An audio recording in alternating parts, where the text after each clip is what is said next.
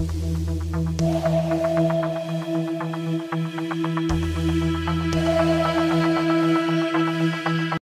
और बहनों को नमस्कार।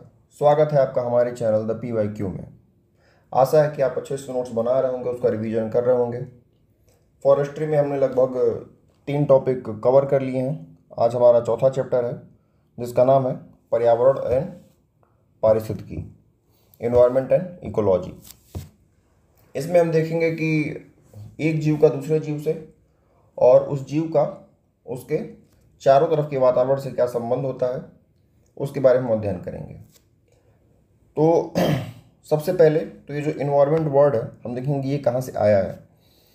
तो इन्वायरमेंट वर्ड में अगर हम देखते हैं ENVIRONMENT, इन्वायरमेंट में ये जो अंतिम का 4 वर्ड अक्षर मेंट है, इसको अगर आप काट दें तो बनता है वर्ड इन्विरॉन, और प्लस एक और वर्ड बनता है जिसमें मेंट के जगह पे ER केवल ऐड है। ठीक है, तो इससे 2 वर्ड बनते हैं, एक इन्विरॉन और एक इन्विरोनर। ये दोनों वर्ड जो हैं ये फ्रेंच वर्ड हैं और इनका मतलब होता है कंप्लीट सराउंडिंग, यानी कि संपूर्ण परिवेश।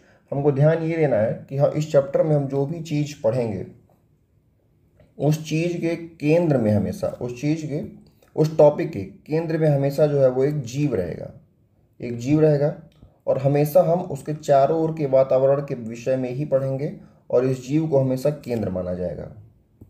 ये इस बात को हम लोग को ध्यान रखना है। अब हिंदी में हम देखते हैं पर्यावरण को अगर 2 हिस्से में अगर तोड़ें तो परिधन आवरण बनता है। परि जो है वो एक संस्कृत का वर्ड है और इसका मतलब होता है, संस्कृत का वर्ड होता है परितः मतलब कि चारों ओर, और आवरण मतलब कि ढका हुआ। तो इसका मतलब हो गया चारों ओर से ढका या फिर घिरा हुआ। लेकिन ध्यान देना, ये जो चारों ओर है ये किसके चारों ओर है? जीव के चारों ओर है। ठीक, फिर पर्यावरण सदैव जो होता है, यही बात, पर्यावरण सदैव जो होता है वो जीव के लिए ही परिभाषित होता है। मतलब कि जीव के चारों ओर ही हम लोग कोई भी चीज़ देखते हैं। आधारभूत जो भी जैविक क्रियाएं हैं उनका नाम क्या है? उनका नाम जीवन है। अब देखते हैं कि हमने कहा कि जीव के चारों ओर हमको देखना है, तो देखेंगे कि जीव किसको किसको कहते हैं। तो जीव पहले तो कहेंगे फ्लोरा को, फौना को और माइक्रोब चाहे माइक्रो ऑर्गेनिज्म को। फ्लोरा मतलब क्या हो गया? जो फूल पत्तियां हैं, मतलब कि पेड़ पौधे हो गया, वनस्पतियां हो गई, झाड़ियाँ हो गई और औषधियाँ हो गई, इनके चारों ओर का वातावरण। फौना माने जो भी जंतु हैं, और जो सूक्ष्म जीव हो गए माइक्रोब्स, उनका हम देखेंगे। माइक्रोब्स मतलब कि जो बैक्टीरिया हो गए, फंगी हो गए, एल्गी हो गए, वायरस हो गए, ये सब, तो ये सब माइक्रोब्स में आते हैं। फिर जीवन को अनुकूल बनाए रखने के लिए जो भी आवश्यक दशाएं हैं वो हमको केवल अभी तक तो पृथ्वी पर ही देखने को मिलती हैं। पृथ्वी को अगर अलग अलग मंडलों में बांटा जाए तो जो पर्यावरण में है, तो पहले तो वायुमंडल तो हर जगह है, तो ये 100% हो गया। और स्थल मंडल, जल मंडल देखा जाए तो ये लगभग 71% है और ये लगभग 29% है। ठीक, थोड़ा सा ऊपर नीचे है लेकिन डेटा ये है 71 और ये 29% हो गया। अब जीव जो होता है, जीवन की उत्पत्ति के लिए हमको कुछ अनुकूल दशाएं हमेशा चाहिए होती हैं। ठीक है, तो जीवन हमेशा वहीं पे पनपेगा जहाँ पे स्थल, जल और वायुमंडल, इन तीनों का जो कॉमन एरिया है, ठीक है, वहाँ पे जीवन के लिए अनुकूल दशा पैदा होती है और उसको हम लोग क्या कहते हैं? जैव मंडल, चाहे इंग्लिश में कहते हैं बायोस्फीयर। इनकी जीवन की सभी अनुकूल दशाएं और जीवन के लिए सर्वाधिक अनुकूल जगह जो होती है वो बायोस्फीयर है। बात यहाँ पे है जीव की, तो जीव को हो गया बायो, और बायो के चारों ओर क्या हो गया? स्फीयर हो गया, बायोस्फीयर। ठीक है, अब देखते हैं कि जीव के चारों ओर क्या क्या है। तो जीव के चारों ओर है पेड़ पौधे हैं, जंतु है और सूक्ष्म जीव होते हैं, हमने पढ़ा भी। तो जो भी ये तीनों हैं, इनमें तीनों में जीवन है, तो इनको हम जैविक पदार्थ कहते हैं क्योंकि इनमें जीवन है। फिर एक हो गया स्थल मंडल, जल मंडल और वायुमंडल, इनमें जीवन नहीं है, ये अजैविक पदार्थ हैं। तो जीव के चारों ओर हम ये कह सकते हैं कि जीव के चारों ओर जो भी पर्यावरण चाहे वातावरण मौजूद है उसको हम 2 हिस्से में बांट सकते हैं। एक तो जैविक पदार्थ हो गए और दूसरा क्या हो गया? अजैविक पदार्थ हो गए। तो जीव के चारों ओर जैविक और अजैविक आवरण, ये जीव का पर्यावरण हो गया। जीव के चारों ओर पाई जाने वाली जो भी वाह्य शक्तियाँ, चाहे उनकी चाहे जो दशाएं हैं, जैसे कि दशाएं मतलब कि जो भी वाह्य शक्तियाँ, मतलब कि एक तो जैविक हो गया, बायोटिक, और एक हो गया और एबायोटिक, उन सभी को अगर जोड़ दें तो जीव का पर्यावरण बन जाता है। अब जीव पे प्रभाव कौन कौन से कारक डालते हैं, तो इम्पोर्टेंट हमको ये देना है कि 4 कारक डालते हैं। जीव का रहन सहन कैसा है, उनका क्रियाकलाप मतलब कि उनका कार्यविधि कैसी है, श्वास कैसे लेते हैं, जो भी है। तो फिर आते हैं संरचना के बारे में, उनका शरीर का बनावट कैसा है और उनका एग्जिस्टेंस यानी कि उनका अस्तित्व। ये 4 चीज़ें हैं जो जीव पे प्रभाव डालती हैं। अब अगर देखा जाए जो जीव का जो पर्यावरण है, हमने उसको कहा कि जो जीवित होता है वो जैविक होता है, जिसमें पेड़ पौधे, जंतु और सूक्ष्म जीव आते हैं। एक होता है अजैविक। अजैविक में क्या है, स्थल मंडल, जल मंडल और वायुमंडल। ठीक।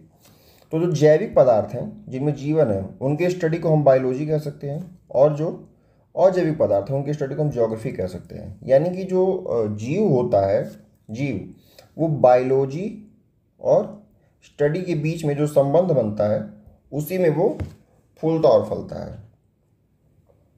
तो जैविक और अजैविक पदार्थों की अंतः क्रियाओं का जो अध्ययन है, ठीक है, तथा उनमें होने वाले परिवर्तनों एवं उनका जीवों पर प्रभावों का जो अध्ययन है वो इन्वायरमेंटल स्टडी होती है। ठीक है, इन्वायरमेंटल स्टडी क्या है कि connecting link between biology and geography. ठीक है, मतलब कि जो जैविक और अजैविक पदार्थ हैं, पेड़ पौधे, जंतु, और जो अजैविक पदार्थ हैं, ये इन दोनों के बीच में जो अंतः क्रियाएँ होती हैं और उसमें जो भी परिवर्तन होता है उसका जो जीवों पे प्रभाव पड़ता है उसको हम क्या कहेंगे, इन्वायरमेंटल स्टडी कहेंगे। अब हम देखते हैं कि जीव क्या है, मतलब बायोलॉजी क्या है और ज्योग्राफी का क्या हिस्सा है। तो बायोलॉजी में क्या होता है कि पहले एक जीव होता है, कोशिका होती है, कोशिका मिलके ऊतक बनाता है, और ऊतक मिलके अंग बनाता है, अंग मिलके अंग तंत्र बनाता है, और अंग तंत्र मिलके एक पूरा जीव बनाता है। ऐसे ही हम जब ज्योग्राफी का हिस्सा देखेंगे तो पहले एक जाति होती है। ठीक, जाति मतलब जैसे कोई भी आप जाति ले लीजिए, कि जैसे हमने ले लिया, मान लीजिए हमने ले लिया कैट, कैट ले लिया, तो कैट है तो कैट एक अलग जाति हो गई। ठीक, कैट अलग अलग जाति है। अब कई ढेर सारी कैट हो जाएंगी। ठीक, तो ये हो गई उनकी जनसंख्या। ठीक, जनसंख्या हो गई। अब ऐसे ही एक हो गया कैट का, अब ऐसे एक हो गया रैट। तो रैट भी पहले तो एक अकेला है, और जब तक वो अकेला है तो एक अलग जाति का है वो। ठीक, फिर उसमें कई संख्या हो गई तो उसको जनसंख्या कहेंगे। और ऐसे ऐसे ही कैट हो गया, रैट हो गया, डियर हो गया, चाहे जो भी है, एलिफेंट हो गया। तो इन सबको जब मिला देंगे तो क्या बनेगा, एक समुदाय बन जाएगा। समुदाय में क्या होता है, भिन्न भिन्न जीवों की सभी जातियां होती हैं, समुदाय हो गया। फिर समुदाय को मिला देंगे, समुदाय तो जीवों का ही समुदाय हो गया। उसके बाद इससे थोड़ा सा और बड़ा रूप आएगा पारितंत्र। पारितंत्र क्या हो गया, पारितंत्र हो गया कि जो इनका पूरा सिस्टम है, मतलब कि ये जीव हो गए, जीव हो गया, इसके चारों ओर का जो पर्यावरण है वो हो गया। ठीक, इन सभी को मिला देंगे तो पारितंत्र बन जाएगा, और फिर जीव और बायोस्फीयर बनेगा, ये लोग बाद में देखेंगे। और फिर पृथ्वी, सौरमंडल, ये। तो ये बायोलॉजी और ज्योग्राफी यानी कि बायोटिक, एबायोटिक, ठीक, जैव और अजैव के बीच का जो रिलेशन होता है और एक दूसरे पे जो प्रभाव पड़ता है उसी का अध्ययन जो होता है वो इकोलॉजी होता है। अब ये जो 3 पॉइंट है, ये तीनों अत्यंत ही इम्पॉर्टेंट है। इससे डायरेक्ट स्टेटमेंट से क्वेश्चन बनते हैं।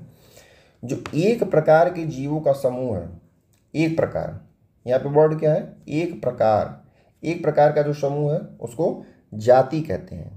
जाति क्या है, जीवों के पहचान का आधार है। जैसे कि अगर हम एक डॉग लेते हैं और एक कैट लेते हैं, तो डॉग को हम डॉग क्यों कहते हैं, क्योंकि हमको पता है कि एक अलग जाति है, और कैट जो है एक अलग जाति है। यानी कि इनके पहचान का यही आधार है, सबसे बेसिक आधार जाति ही होती है। और जीवों के वर्गीकरण की इकाई भी है। हम लोग जो बायोलॉजी में पढ़ते हैं कि अलग अलग 7 स्तर पे जीवों को बांटा जाता है, तो उसमें जो बेसिक होता है वो जाति से ही स्टार्ट होता है। फिर अब हो गया एक ही जाति के जीवों की जो संख्या है, एक ही जाति मतलब कि डॉग का अगर हम लेते हैं तो डॉग की अगर हम 100 अगर डॉग मिला रहे हैं तो उसकी जो संख्या बनेगी उसको हम जनसंख्या कहेंगे।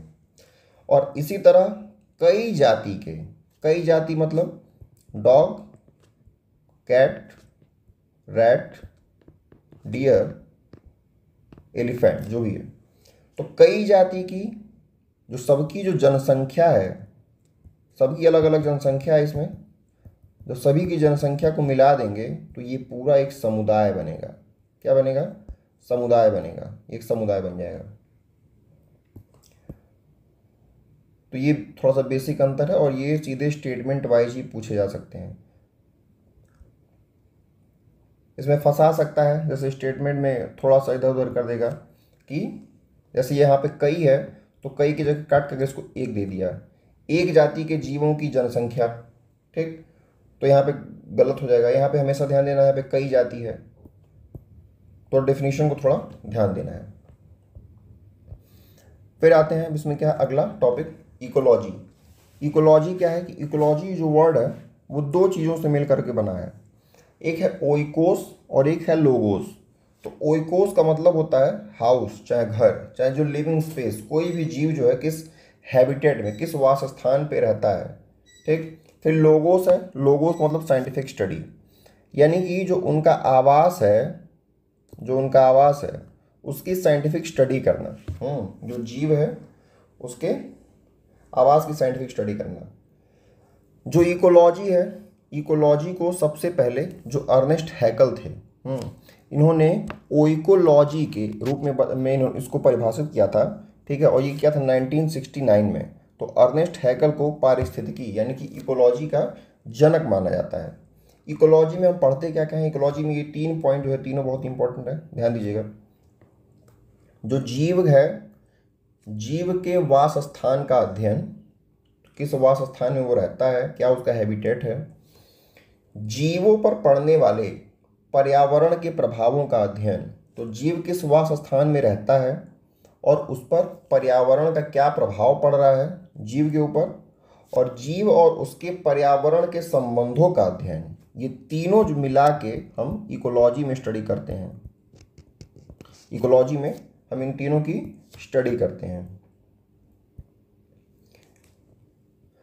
पारिस्थितिकी शब्द जो है, पारिस्थितिकी शब्द जो है वो दिया था सबसे पहले रीटर ने 1866 में, और इसके बाद 1869 में ओइकोलॉजी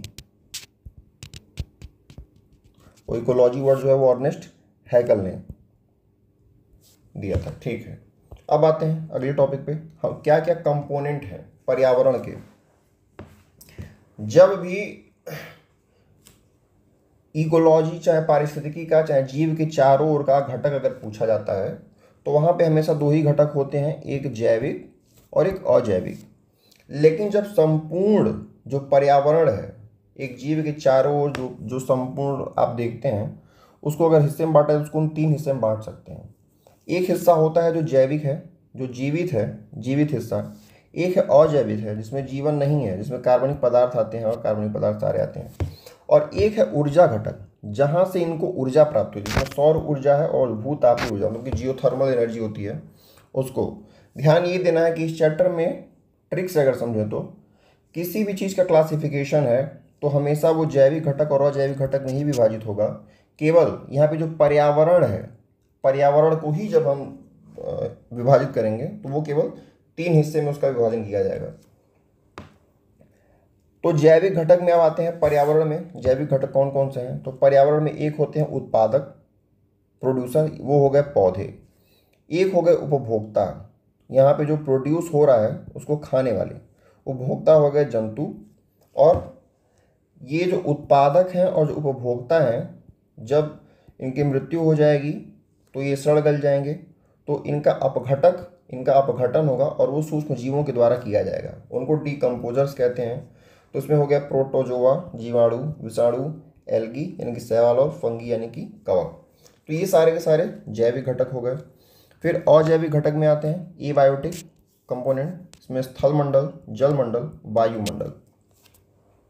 और कार्बनिक पदार्थ होते हैं, जैसे में हम लोग खाते हैं जो खाना, कार्बोहाइड्रेट, वसा, प्रोटीन और विटामिन, ठीक।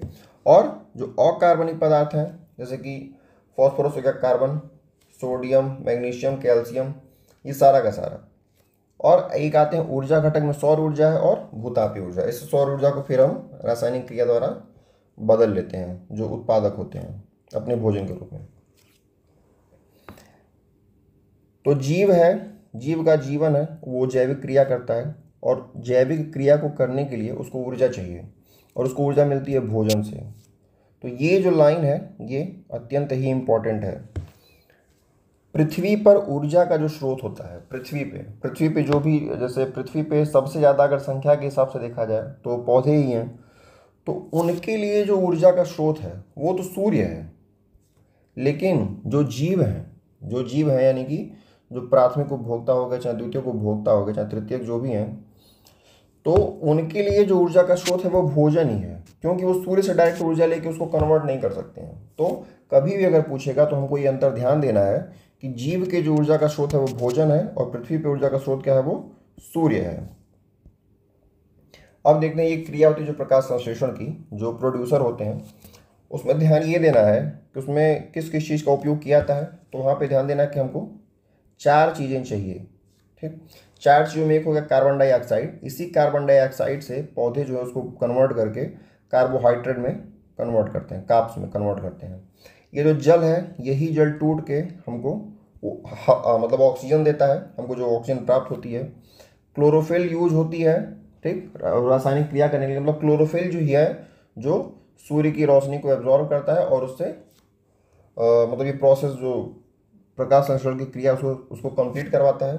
इम्पॉर्टेंट अब ये है कि जो प्रकाश होता है, प्रकाश जो है वो प्राकृतिक और कृत्रिम दोनों होगा। मतलब कि अगर एक ट्यूबलाइट की रोशनी में भी अगर एक पौधा रखा हुआ है घर के अंदर, तो उसमें भी प्रकाश संश्लेषण की क्रिया होती है। तो पर्यावरण के घटक हमने कौन कौन से पढ़े? 3 घटक, जैविक, अजैविक और ऊर्जा घटक। अगर ऊर्जा घटक जो है, अगर उसको हम लोग अजैविक घटक के अंतर्गत शामिल कर देंगे तो 2 घटक हो जाएंगे, जैविक और अजैविक।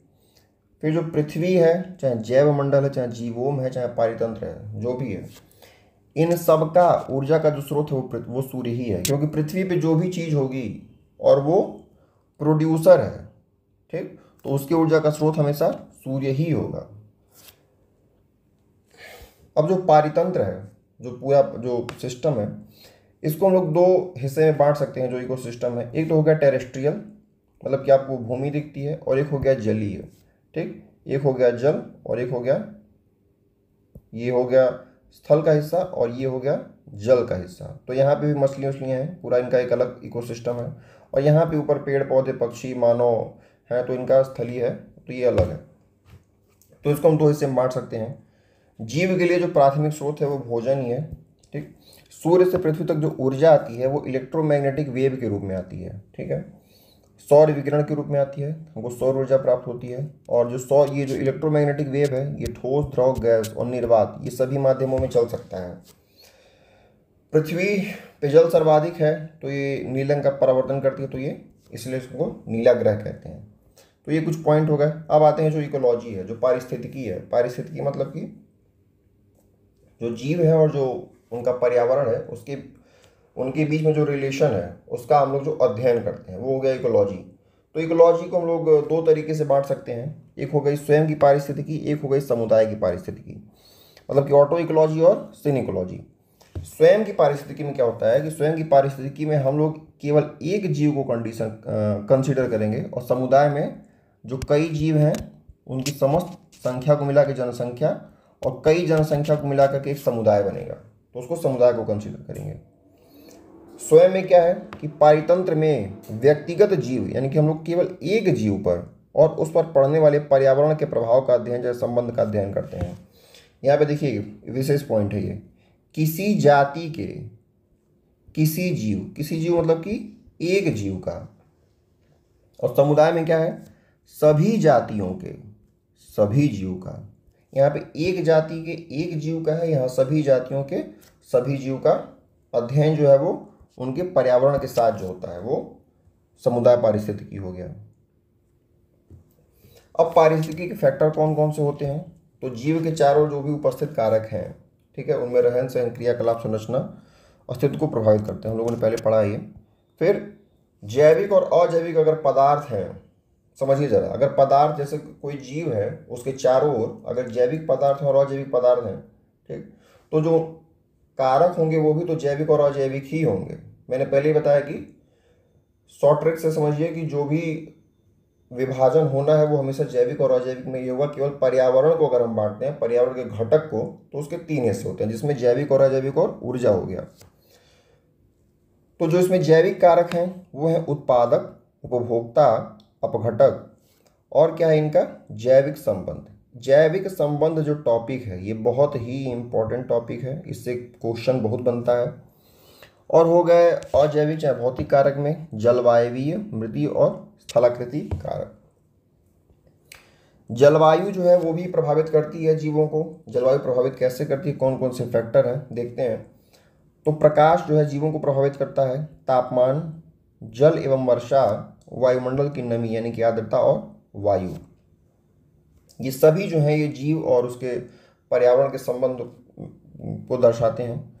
फिर मृदीय कारक में हो गया, मृदा में क्या क्या हो गया, तो खनिज पदार्थ हो गया, जीवांश हो गया, मृदा में जो जल पाया जाता है वो हो गया, और मृदा में जो वायु पाई जाती है वो हो गई। ये मृदा के फैक्टर हैं।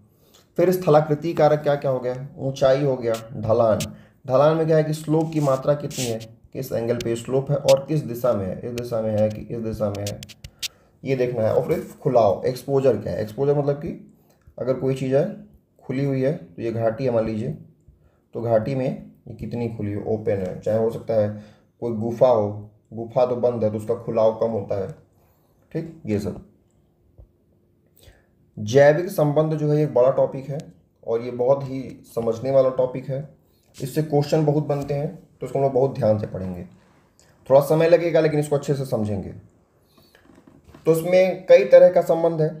पहले तो है सहजीविता, सिम्बायोटिज्म, फिर परजीविता, पैरासाइटिज्म, मृतोपजीविता, सेप्रोफाइटिज्म, अधिपादकता, एपीफाइटिज्म, सहभोजिता, कॉमेंसलिज्म, और एक होगा कीटभक्षी पादप, इंसेक्टिवोरस प्लांट हो गया,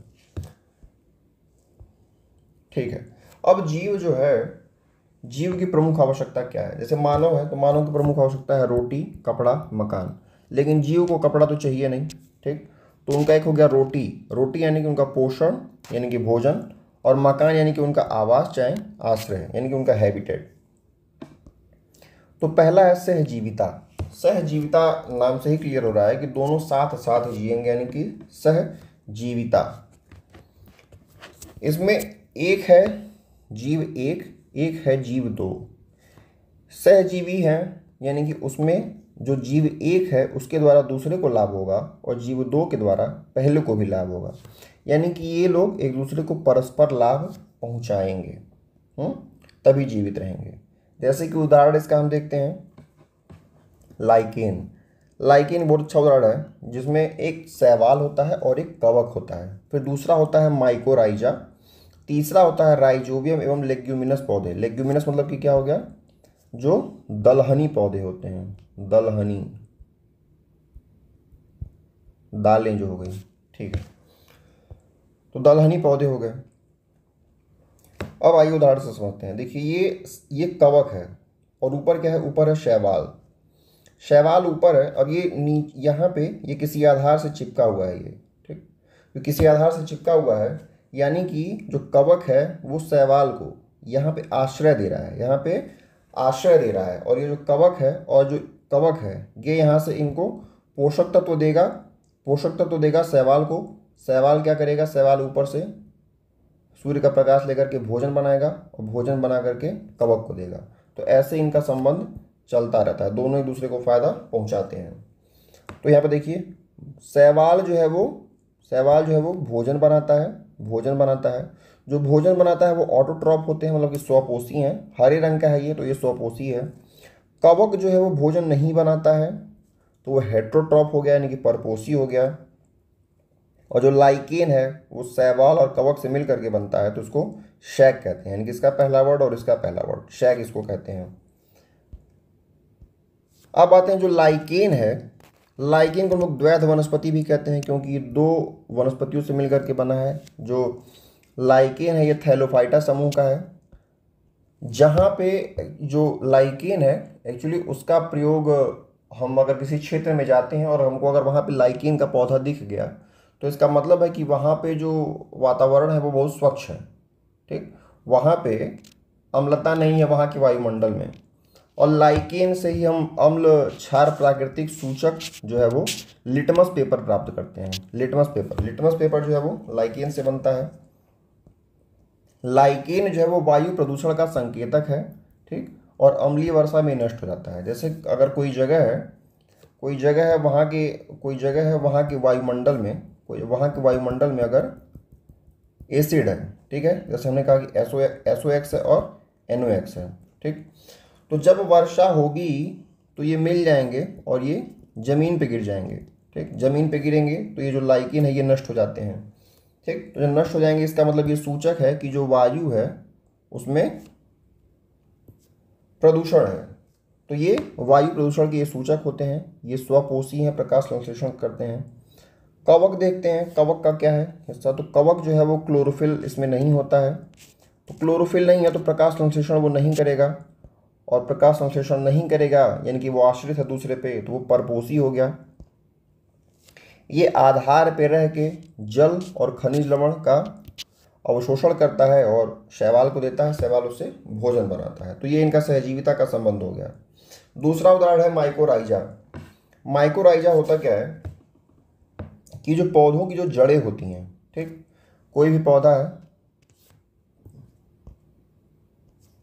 ये पौधा है और पौधे की ये जड़ें हैं, यहाँ पे माइकोराइजा है। माइकोराइजा करता क्या है, वैसे जड़ों का मुख्य काम होता है कि जो मिट्टी है, मिट्टी से वो खनिज लेती हैं और जल लेती हैं। ठीक, तो जो जिस स्पीड से वो खनिज और जल का अंतर्ग्रहण करती हैं, उस गति को थोड़ा सा माइकोराइजा बढ़ा देता है। तो ये करता क्या है, ये है कि जड़ों द्वारा अवशोषित जो जल और खनिज है उसमें तत्वों की मात्रा को ये बढ़ा देता है, उसकी गति को बढ़ा देता है और तत्वों की मात्रा को बढ़ा देता है।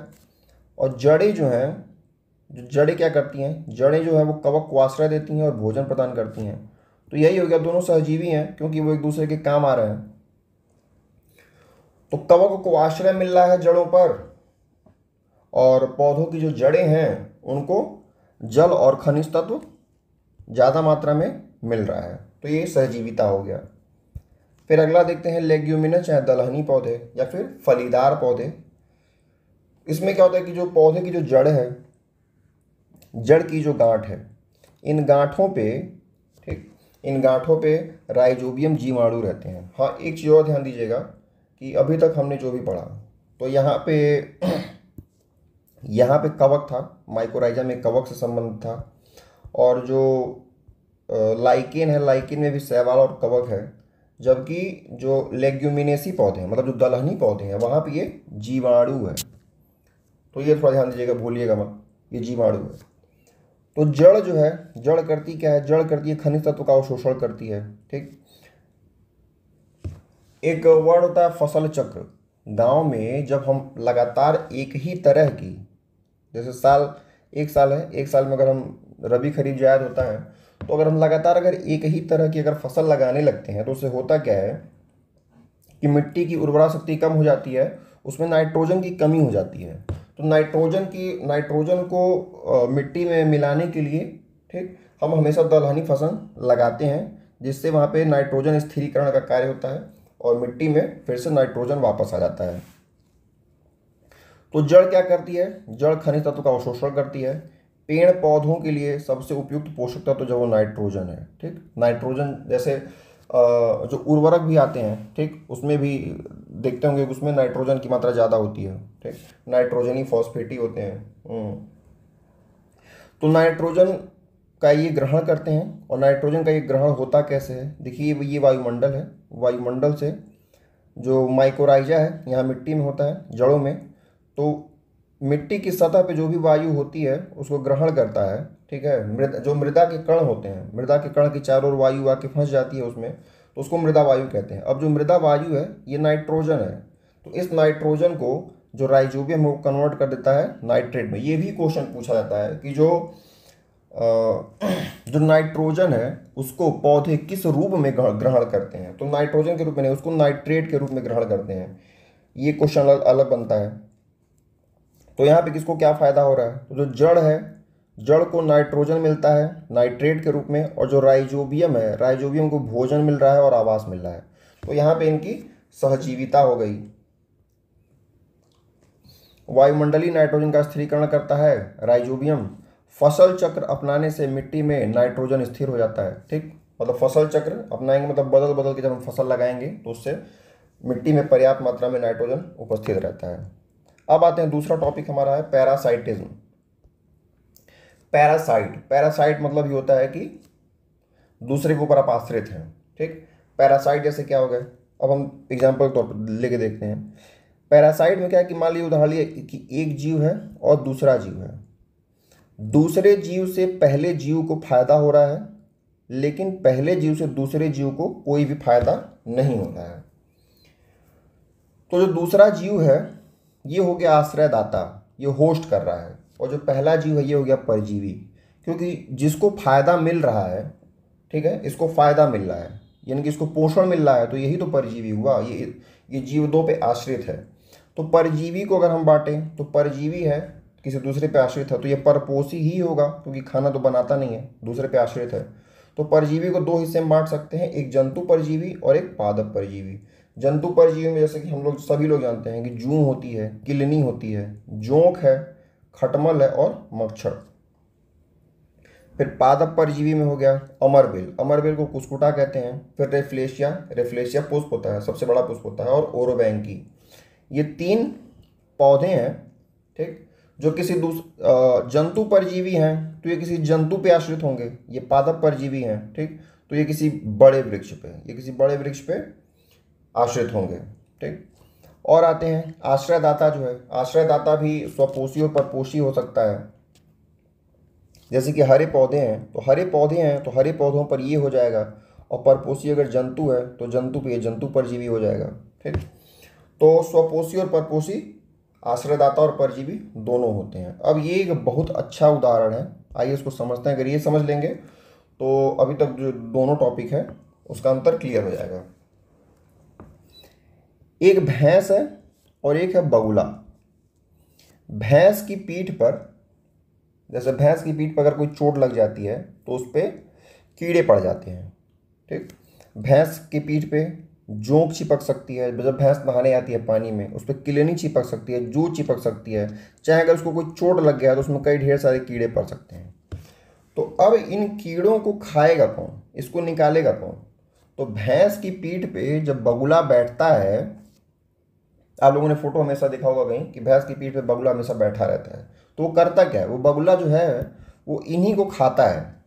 ठीक, तो अब हम देखेंगे कि भैंस और बगुला के बीच में सहजीविता है, क्योंकि भैंस जो है अपने पीठ पे बगुला को आश्रय दे रही है और उसको भोजन भी मिल रहा है। और भैंस को क्या फ़ायदा हो रहा है, भैंस को फ़ायदा ये हो रहा है कि जो उसके पीठ पे जो परजीवी चिपके हुए हैं वो समाप्त हो जाते हैं। अब यहीं पे भैंस, तो इनके बीच में सहजीविता का संबंध हो गया, दोनों को फायदा पहुंच रहा है। भैंस और जोंक चाहे किलनी के बीच में अगर हम लोग देखें तो भैंस को तो कोई फायदा नहीं है, जूं किलनी से कोई फायदा नहीं है, लेकिन ये जो जूं किलनी है इनको फायदा हो रहा है क्योंकि भैंस के शरीर पे है, उससे पोषण ले रही हैं। तो ये तो जूं किलनी क्या हो गया, ये हो गया परजीवी यानी कि हो गया पैरासाइट, और जो भैंस हो गया, भैंस को कोई फायदा नहीं है, तो यहाँ पे परजीविता का संबंध है। तो एक बहुत अच्छा उदाहरण है। अब तीसरा है हमारा मृतोपजीविता यानी कि सेप्रोफाइटिज्म। मृतोपजीविता होता क्या है कि इसमें भी हम दो जीव का उदाहरण लेंगे। जो एक जीव है वो मर गया है और वो सड़ गल गया है, और जो दूसरा है वो जीवित है। मृतोपजीविता मतलब कि मृत पर जीविता, मतलब कोई चीज़ मृत हो गई है, हम उसको खा करके जीवन अपना यापन कर रहे हैं। तो जो दूसरा जीव है जो जीवित है, चूंकि ये इन पे आश्रित है तो ये परजीवी हुआ, खुद से भोजन बनाएगा नहीं, तो ये भी परजीवी ही हुआ। जो सड़े गले जीव हैं तो ये तो मृत हैं चूंकि, तो इनको ना तो लाभ है इनको ना हानि है।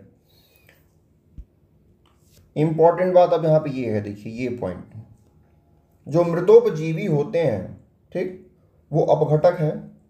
इसमें हमेशा कवक और जीवाणु को ही काउंट किया जाएगा। इसमें न तो विषाणु होते हैं, ठीक है, और न तो इसमें एल्गी यानी कि न तो इसमें शैवाल होते हैं, क्योंकि शैवाल तो अपना भोजन बना लेते हैं। तो ये जो मृतोपजीवी हैं ये इसमें कवक हो गए और शैवाल हो गए, विषाणु को हम लोग काउंट नहीं करेंगे। जो पेनिसिलियम नोटेटम है, यानी जो अब यहाँ पे 4 मृतोपजीवी का उदाहरण है। एक हो गया पेनिसिलियम नोटेटम, ईस्ट हो गया, मोनोट्रोपा हो गया और मशरूम। इसमें जो ध्यान दीजिएगा, जो मोनोट्रोपा है वो केवल एक जीवाणु है और सारा का सारा जो है वो कवक है। जो भी मृतोपजीवी हैं ये केवल सूक्ष्म जीव होते हैं। बड़े जैसे बगुला, गिद्ध, लकड़बग्गा को हम लोग मृतोपजीवी में काउंट नहीं करेंगे, उनको स्कैवेंजर कहता है। मृतोपजीवी जो है केवल सूक्ष्म जीव होते हैं। अब हम लोग इन सब के बारे में देखते हैं कि इनका क्या क्या यूज है। तो जो पेनिसिलियम नोटेटम है, देखिए इनका, इसके नाम में क्या है, इसके नाम है पेनिसिलियम। तो पेनिसिलियम से, ठीक है, सबसे पहले एंटीबायोटिक बना था, यानी कि प्रतिजैविक। ये एक औषधि है, सूक्ष्म जीव जनित रोगों से बचाव के लिए है। और रोग होते किससे हैं? जीवाणु से और कवक से जो रोग होते हैं उनसे बचाव के लिए एंटीबायोटिक जो बना था वो है।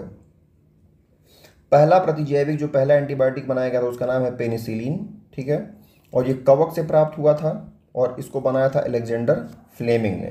तो यहाँ से कई क्वेश्चन छोटे छोटे बन सकते हैं। फिर दूसरा हम देखते हैं कि ईस्ट है। ईस्ट को खमीर कहते हैं हिंदी में। तो ईस्ट का प्रयोग कहाँ कहाँ होता है? जैसे कि बेकरी उद्योग में। बेकरी उद्योग में क्या होता है कि हम लोग जो पाव रोटी ऐसे बनाते हैं, देखेंगे उसमें कई छेद होता है ऐसे ऐसे। तो होता क्या है कि ये जो पाव रोटी बनती है इसमें हम लोग ईस्ट डाल देते हैं, चाहे खमीर डाल देते हैं घर पे, चाहे बेकिंग पाउडर होता है, बेकिंग पाउडर मिला। जैसे अब घर पे वो बनाते हैं, भटूरा बनाते हैं, तो देखेंगे उसमें घर में लोग बेकिंग पाउडर मिलाते हैं और बेकिंग पाउडर मिला के उसको छोड़ देते हैं। तो उसमें कुछ देर में 6, 7, 8 घंटे उसमें खमीर उत्पन्न हो जाता है। तो खमीर उत्पन्न होता क्या है, तो उसमें कार्बन डाई गैस उसमें बन जाती है और कार्बन डाई गैस बन के जब वो निकलने लगती है तो वो वही इसमें डॉट डॉट पड़ जाते हैं और उससे क्या होता है कि ये बहुत मुलायम हो जाता है। तो बेकरी उद्योग में और शराब उद्योग में कच्चे माल को सड़ा करके बनाया जाता है, उसमें ईस्ट का यूज होता है। फिर आते हैं तीसरा मशरूम है। मशरूम भी एक कवक है और मशरूम में प्रोटीन जो होता है बहुत ज़्यादा मात्रा में पाया जाता है। मशरूम में 2 मशरूम बहुत फेमस हैं, एक का नाम है एनामीटा और एक का नाम है मार्सेला। मार्सेला जो है वो खाने योग्य मशरूम होता है और एक जो एनामीटा है, एनामीटा जो है वो जहरीला मशरूम होता है। जो सुकरात थे, सुकरात, तो सुकरात को प्याले में यही एनामीटा जो मशरूम है यही मिला करके दिया गया था और पी के उनकी मृत्यु हो गई थी। अगला है अधिपादपता। अधिपादपता मतलब कि एपिफाइटिज्म, ठीक है, एपिफाइटिज्म। अधि यानी कि अधिक, ठीक, यानी कि किसी चीज़ के ऊपर, यानी कि श्रेष्ठ, उससे ऊपर। इसका उदाहरण हो गया जैसे कि आर्किड्स हो गया। तो होता क्या है कि एक बड़ा सा वृक्ष है, बड़े से वृक्ष के ऊपर एक छोटा सा वृक्ष अगर कोई उग जाए, जैसे एक बड़ा सा वृक्ष है, इसकी शाखा है और इस शाखा पे कोई छोटा सा वृक्ष उग जाए, ठीक, तो जैसे कि आर्किड हो गया। तो ये अधिपादप जो होते हैं ये क्लोरोफिल युक्त होते हैं, इनमें क्लोरोफिल होता है। तो क्लोरोफिल है तो ये खुद ये स्वपोषी हो जाएंगे, ठीक। ध्यान देने वाली बात ये है कि ये जो आर्किड्स होते हैं ये वायु जो लेते हैं वो हवा, वो कार्बन डाइऑक्साइड जो लेते हैं भोजन बनाने के लिए, ये वायु से ही लेते हैं, न कि पौधे से, न कि जिस पौधे पर ये आश्रित हैं इस पौधे से नहीं लेते हैं। ये वायु से ही कार्बन डाइऑक्साइड लेते हैं और वायु से ही ये जल का भी ग्रहण करते हैं और इन दोनों से क्या बनाते हैं, ये भोजन अपना बना लेते हैं। तो केवल ये इस पे आश्रित हैं, उससे कुछ ले नहीं रहे हैं, लेकिन केवल उस पर उनको रहने के लिए केवल स्थान मिला है, बस। इसका उदाहरण क्या हो गया, आर्किड्स हो गया। अब आते हैं सहभोजिता। सहभोजिता में क्या होता है, इसके नाम से क्लियर है, देखिए सह यानी कि साथ में, भोजिता यानी कि भोजन करना, साथ में भोजन करना, ठीक। इसमें 2 जीव हैं। पहला जीव हो गया शार्क मछली। शार्क मछली बड़ी होती है और उस पर छोटी होती है रेमोरा मछली, ठीक। तो होता क्या है कि जो शार्क मछली है, शार्क मछली जब कोई भी किसी भी जीव को मार के जब भोजन करती है, ठीक, तो इसके दांत में जो भी भोजन फंसा रह जाता है, ठीक। तो शार्क मछली की समस्या ये है कि भोजन दांत में फंसा हुआ है, उसको निकालने वाला कोई चाहिए। और रेमोरा मछली को ये है कि रेमोरा मछली को खाने के लिए भोजन मिल जाता है, ठीक। तो शार्क मछली अपना जबड़ा खोल देती है, उसमें ढेर सारी रेमोरा मछलियाँ चली जाती हैं, उनके दांत में जो भी कुछ फंसा होता है भोजन उसको निकाल निकाल के खा लेती हैं। तो शार्क का दांत भी साफ हो जाता है और जो रेमोरा मछली उसको भोजन में मिल जाता है। और हमेशा जो रेमोरा मछली होती हैं उसके नीचे ऐसे चिपकी रहती हैं, उसके नीचे, और साथ साथ ये चलती रहती हैं। तो यही इनकी सहभोजिता है। हाँ, इसमें लाभ मिलने वाला जीव एक है, जैसे लाभ मिलने वाला जीव एक है, तो जिसको लाभ मिल रहा है उसको सहभोजी कहेंगे, ठीक। तो यहाँ पे रेमोरा को लाभ मिल रहा है, तो रेमोरा यहाँ पे रेमोरा जो है वो सहभोजी होगी, क्योंकि रेमोरा को भोजन मिल रहा है।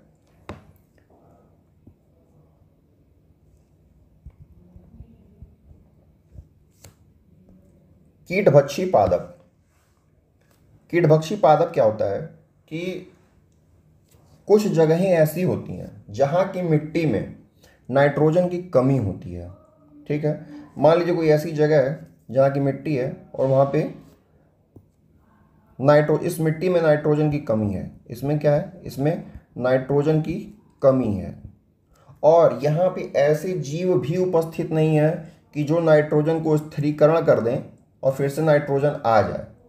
यानी कि जहाँ पे परमानेंट रूप से नाइट्रोजन नहीं है वहीं पे कीटभक्षी पादप पैदा होते हैं। तो जो कीटभक्षी पादप हैं इनको मांसाहारी पादप कहते हैं, कार्निवोरस प्लांट। फिर शिकारी पौधे कहते हैं, यानी कि हंटर प्लांट कहते हैं। और ये कीटभक्षी यानी कि इंसेक्टिवोरस हो गए। जहाँ नाइट्रोजन की कमी हो और उस मृदा में नाइट्रोजन स्थिरीकरण करने वाले जीव भी ना हो, ठीक, तो वहाँ पे यानी कि नाइट्रोजन नहीं है, क्लोरोफिल युक्त होते हैं प्रकार। ये जो कीटभक्षी पादप होते हैं, ध्यान ये देना, देखिए जो कीटभक्षी पादप हैं ये उत्पादक भी हैं, ये उपभोक्ता भी हैं, ठीक। उत्पादक कैसे हैं, ये क्लोरोफिल युक्त होते हैं, क्लोरोफिल युक्त हैं तो अपना ये भोजन स्वयं बनाएंगे, यानी स्वपोषी भी हो गए, और उपभोक्ता भी हो गए। उपभोक्ता इस तरीके से होते हैं कि जो इनमें नाइट्रोजन की कमी है, मिट्टी से तो मिल नहीं रहा है, तो ये क्या करेंगे, ये बाहरी जीवों को खाते हैं, ठीक है। और मानव शरीर में नाइट्रोजन होता ही है, चाहे किसी भी जीव में नाइट्रोजन होता है, तो उससे अपना नाइट्रोजन ले लेते हैं। इनका जो आकार, जो कीटभक्षी पादप होते हैं, इनका जो आकार होता है वो घड़े के आकार का होता है, ऐसे इस आकार के होते हैं ये, ऐसे पौधा होता है। यहाँ से कीड़े चले जाते हैं अंदर और फिर इसी में फंस जाते हैं। यहाँ पे इसका मुंह जो इसका होता है, ये मुंह अपना बंद कर लेते हैं और कीड़े इसी में धीरे धीरे धीरे धीरे सड़ गल जाते हैं और इनको नाइट्रोजन मिल जाता है। तो ये घड़े के आकार का होता है और ये पत्ती में परिवर्तित करता है, ठीक। पत्ती का ये परिवर्तित रूप, तो ऐसे पौधा है तो पौधे की जो भी पत्तियां हैं, ये जो पत्ती है, यही पत्ती जो है ये घड़े के रूप में ऐसे परिवर्तित हो जाती है, यही होता है। इसका उदाहरण कुछ देखते हैं, तो उदाहरण इसका नेपेंथीज है। नेपेंथीज को घटपर्णी भी कहते हैं। दूसरा है यूट्रिकुलेरिया, ये जलीय कीटभक्षी पादप है। मतलब जो नेपेंथीज है वो पृथ्वी के ऊपर स्थल पे मिलता है, जो यूट्रिकुलेरिया है वो जल में मिलता है। फिर एक है ड्रोसेरा, वीनस फ्लाई ट्रैप और संड्यू, ये सारे जो है ये कीटभक्षी पादप हैं। जो नेपेंथीज है ये थोड़ा सा फेमस है क्योंकि ये ऑस्ट्रेलिया, इंडोनेशिया, मलेशिया और भारत में भी नेपेंथीज ही मिलता है। और ये उष्णकटिबंधीय क्षेत्रों में, उष्णकटिबंध, हमारा भारत भी उष्णकटिबंधीय क्षेत्र में ही आता है ज़्यादातर हिस्सा, और कुछ उपोष्ण में भी आता है। तो उष्णकटिबंधीय क्षेत्र में इसका एक दूसरा नाम होता है, उसको कहते हैं मंकी कप, चाहे इसको कहते हैं पिचर प्लांट, ठीक है। पिचर प्लांट जो होता है ये भारत, जो पूर्वोत्तर भारत है, जो 7 सिस्टर्स हैं, 7 सिस्टर्स, उसमें मिलता है। वहाँ पे केवल सिक्किम को छोड़कर, ठीक है, सिक्किम को छोड़ दिए क्योंकि सिक्किम में बहुत ज़्यादा बर्फ़ होती है, हिमालय के पास है। मुख्यतः ये मेघालय में मिलता है, आसाम के नीचे मेघालय पड़ता है, तो मुख्यतः ये मेघालय में मिलता है। और मेघालय में भी वो गारो खासी जयंतियाँ हैं, तो उसमें जो बीच वाला है खांसी पे ये पर्याप्त मात्रा में ये मिलते हैं। तो ये चैप्टर बहुत बड़ा है और जो भौतिक और मतलब अजैविक कारक जो हैं इसको हम लोग अगले चैप्टर में, अगले वीडियो में कवर करेंगे। तो कंटेंट तो बहुत ज़्यादा है और ये चैप्टर भी बहुत बड़ा है, तो इसको हम लोग 2-3, हो सकता है 4 हिस्सा भी लगे, 3-4 हिस्से में इसको कवर करेंगे और धीरे धीरे कंप्लीट हो जाएगा। तो चैनल पे बने रहिए, नोट्स बनाते रहिए और रिवीजन करते रहिए। बहुत बहुत धन्यवाद।